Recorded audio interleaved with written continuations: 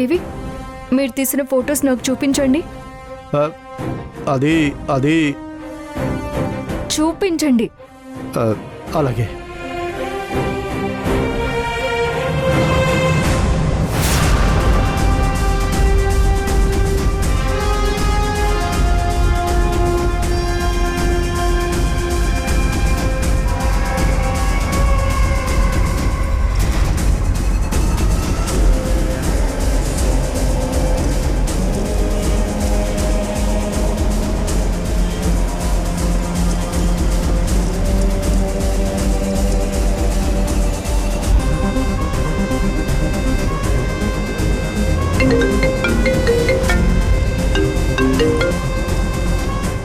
ఎరా అంతా ఓకేనా?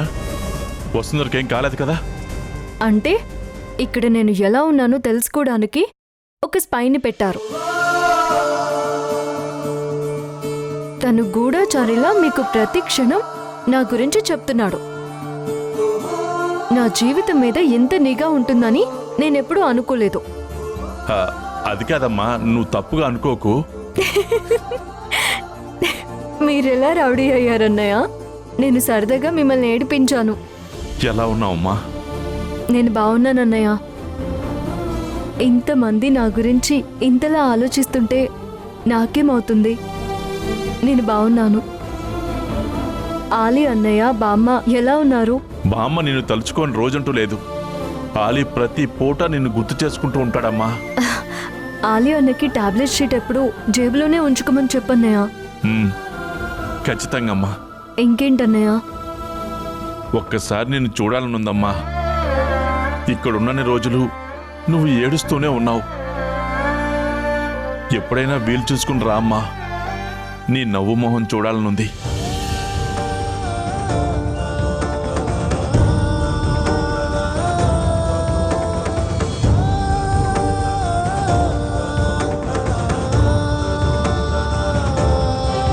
నాకేదైనా ఇబ్బందిగా ఉంటే నేనే మీకు కాల్ చేస్తాను.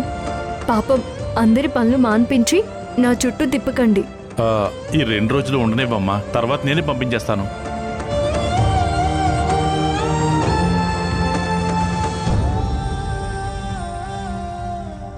సరే, ఉంటానన్నయ్య.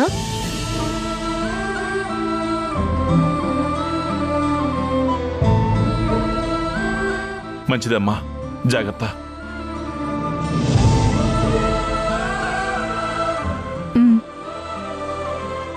ఏమైంది వసుంధరా?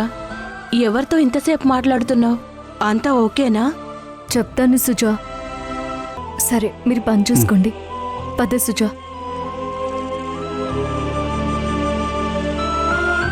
ఇంతకీ ఎవరితో మాట్లాడావు? నన్ను కిడ్నాప్ చేశారని చెప్పాను కదా, అతను.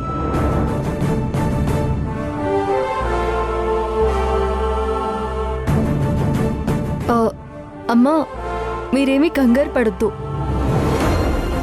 తను మంచివాడు కాకపోతే నేనింత క్షేమంగా వచ్చేదాన్నే కాదు కదా.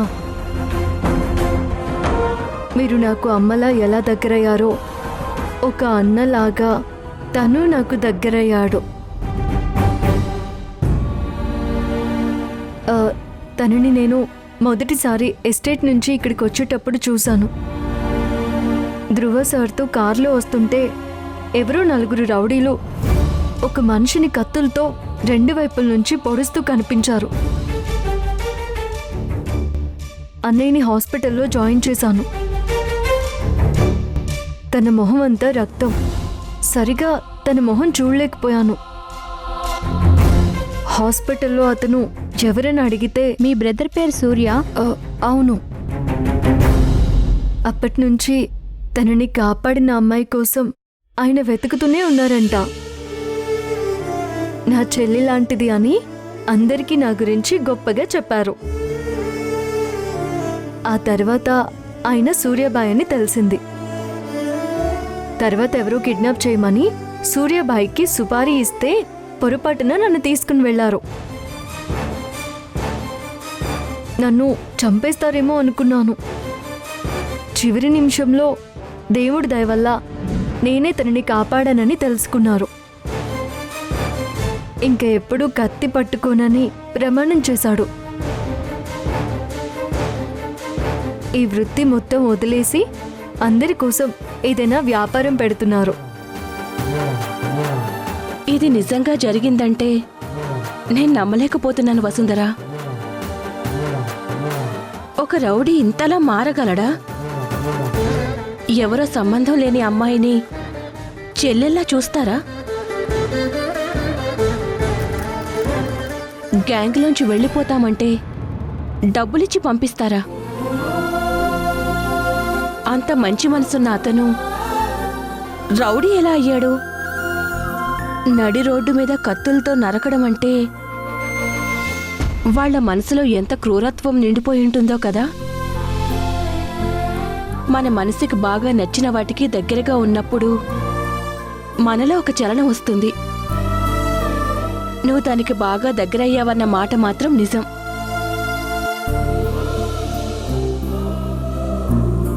సుజా, ఇప్పుడు నువ్వేమన్నావు? మన మనసుకి బాగా నచ్చిన వాటికి దగ్గరగా ఉన్నప్పుడు మనలో ఒక చలనం వస్తుంది అన్నాను. అంటే నందితమ్మని మనసుకి నచ్చిన వాటికి దగ్గరగా ఉంచితే అమ్మలోనూ ఒక చలనం వస్తుంది. తనని ఈ 4 గోడల మధ్య ఉంచకూడదు. అందుకేగా ఎక్కువగా గార్డెన్లో ఉంచుతున్నాను. ఇక్కడ కూడా కాదు. అమ్మకి ఎక్కడుంటే నచ్చుతుందో నేను చెప్తాను. అమ్మా, నేను మిమ్మల్ని ఒక చోటికి తీసుకువెళ్తాను. నాతో వస్తారా? మనం వెళ్ళడానికి ఏర్పాట్లు చేస్తాను. ఉమ్.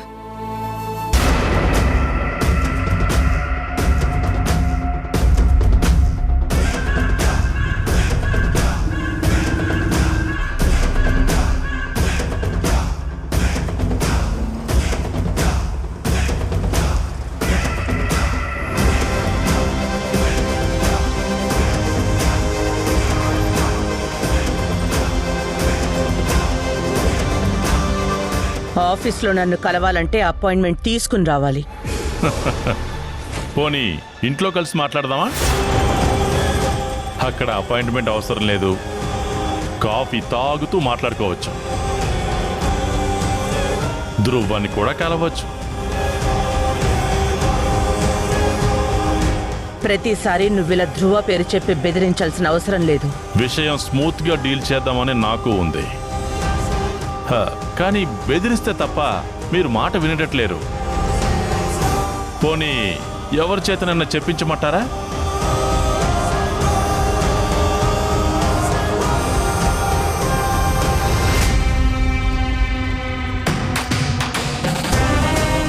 నమస్తే సార్. నమస్తే. మీరు రాజు సారే కదా? మేడం పర్మిషన్ లేకుండా డైరెక్ట్గా మేడం క్యాబిన్లోకి వచ్చే ఒకే ఒకళ్ళు మీరని నేను తెలుసుకున్నాను. అలానే వస్తే మీరే రాజీవ్ సార్ అని అర్థమైంది. మీరు? రాజీవ్, మినిస్టర్ గారు పంపించారు. నిన్న కాల్ చేసి డొనేషన్ ఏదో కావాలన్నారు. ఈరోజు మనిషిని పంపిస్తానన్నారు.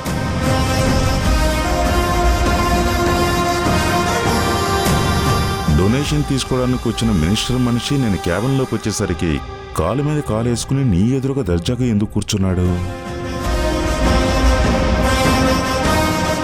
నేను కొంచెం బిజీగా ఉన్నాను, నీకు తర్వాత కాల్ చేస్తాను.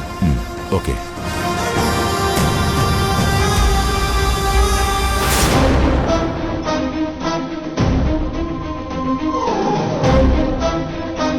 నువ్వు పక్క ప్రొఫెషనల్ అని విన్నాను, కానీ నువ్వు చేసే వాటిల్లో నాకెక్కడ ప్రొఫెషనలిజం కనిపించట్లేదే. నువ్వు తీసుకున్న కేసుని అది క్లోజ్ చేసేదాకా నిద్రపోవు అని చెప్పారు, కానీ నువ్వు చేయలేదు. ఒక పని చేస్తే ఏ ఆధారాలు మిగల్చవో అని చెప్పారు.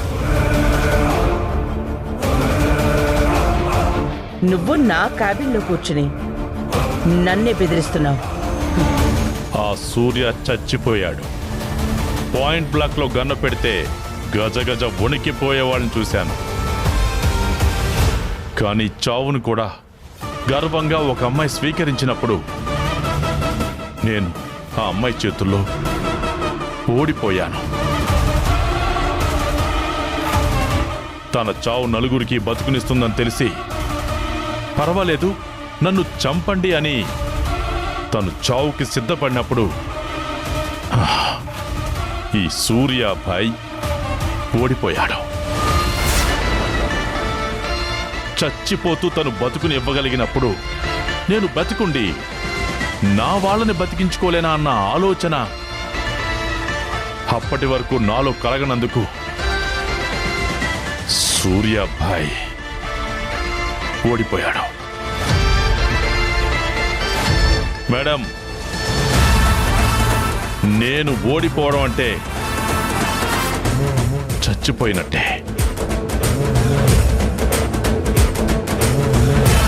ఆ సూర్యాభాయ్ చచ్చిపోయాడు. వసుంధర చావుకు ఎదురెళ్ళి నాలో ఉన్న భాయిని చంపి వెలుగుతున్న సూర్యుణ్ణి బయటికి తీసింది. కొన్నిసార్లు ఓటమి కూడా నిజమైన గెలుపు అనిపిస్తుంది. ఆ ఫీలింగ్ ఏంటో నాకు తెలిసింది. మీతో డీలు మాట్లాడిన సూర్యాభాయ్ ఇప్పుడు లేడు. ఇప్పుడు ఉన్నది సూర్య మాత్రమే. అయితే వెళ్ళి జనజీవన స్రవంతిలో కలిసి నీ చెల్లి పేరు పచ్చబొట్టు పొడిపించుకుని మంచివాళ్లాగా బ్రతుకు. మధ్యలో నన్నెందుకు విసిగిస్తున్నావు? నా తప్పు నేను సరిచేసుకున్నాను మేడం. మీ తప్పు మీరు సరిచేసుకోవాలిగా. అంటే వసుంధరకి ధ్రువకి మీరే దగ్గరుండి పెళ్లి చెయ్యాలి.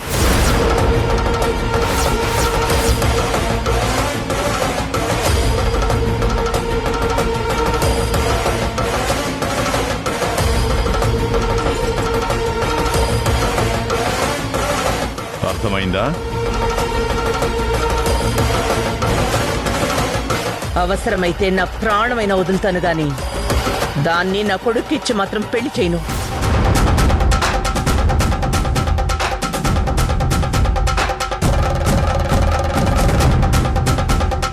ప్రాణం దేవుంది మేడం, 2 క్షణాలు చాలు పోవడానికి. కానీ పరువు అలా కాదు. బతుకంతా దాని గురించే పోరాడాల్సి వస్తుంది. ఎటు ప్రాణం పోయినా పర్వాలేదు అంటున్నారు కాబట్టి మీకు పంపించిన వీడియోలు పోలీసులకు పంపిస్తాను.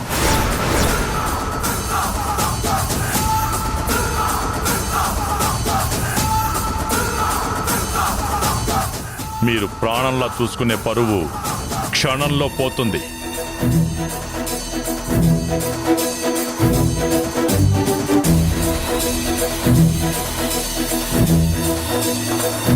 పోలీసుల దాకా వీడియో వెళ్తే నాతో పాటు నువ్వు కూడా జైలు గోడల మధ్య ఉంటావు. ఇంత చిన్న లాజిక్ ఎలా మిస్ అయ్యావు? ఈ సూర్యకి జైలేమీ కొత్త కాదు. ప్రాణం మీద ఎప్పుడూ ఆశ లేదు. ఒకవేళ నా చెల్లి కోసం అది ఇవ్వాల్సి వస్తే నా ప్రాణం విలువ పెరిగిందనుకుంటాను. మేడం, నేను అన్నిటికీ తెగించే మీ దాకా వచ్చాను. మీరలా తెగించలేరు. ఎందుకంటే మీకు ప్రపంచానికి మధ్య ఒక గోడ కట్టుకుని అవతల వైపే ఉండాలనుకుంటున్నారు. ఎక్కువ టైం లేదు. ఈరోజు సాయంత్రంలోపు వసుంధరతో ధ్రువ పెళ్ళని అందరికీ మీరు వినపడేలా చెప్పాలి.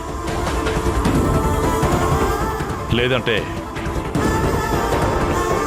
రేపు నేను ఆ వీడియోలతో పోలీసుల్ని కలుస్తాను.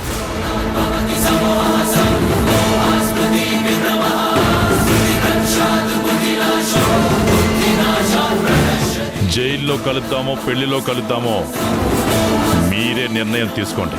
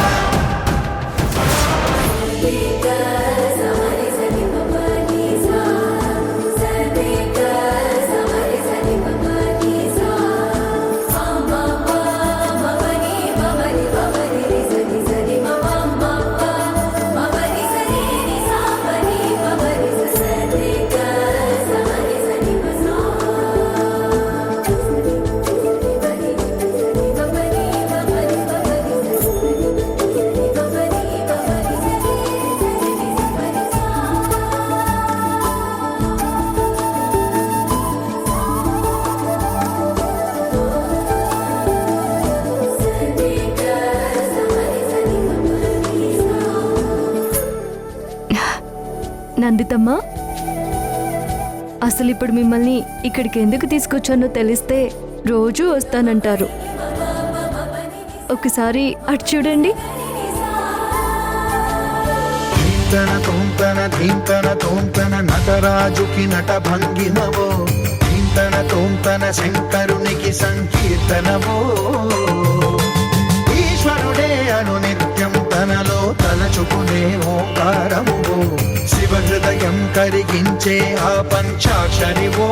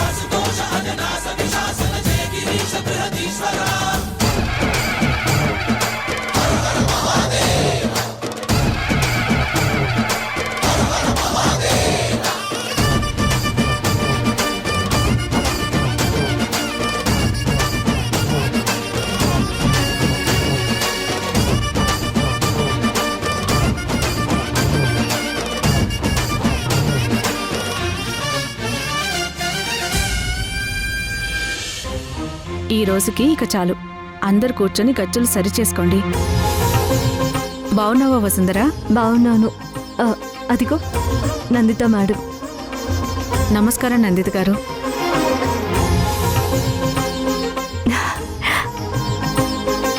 అమ్మా, మీ మనసుకి సంతోషం కలిగిందా?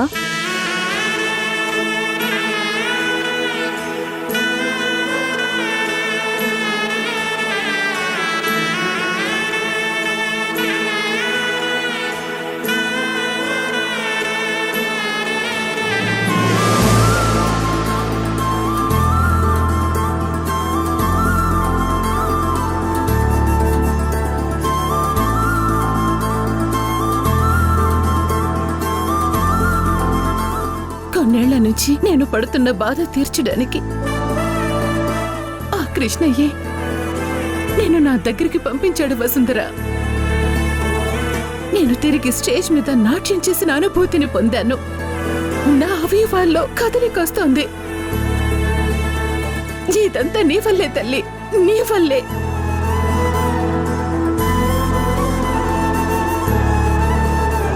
నువ్వు ఇంటి పెద్దగా ఉండగా రాజీవ్ అంకుల్కి ఈ పెళ్లి పెద్ద పెత్తనం ఎందుకు? నమ్మి వచ్చిన ఈ అమ్మాయిని ఒంటరిదాన్ని చేయలేక ఒప్పుకున్నానే కానీ మంచిది. అయితే మీరు మీ కూతుర్ని తీసుకుని బయలుదేరండి. ధ్రువ, నిన్ను బతకనివ్వను.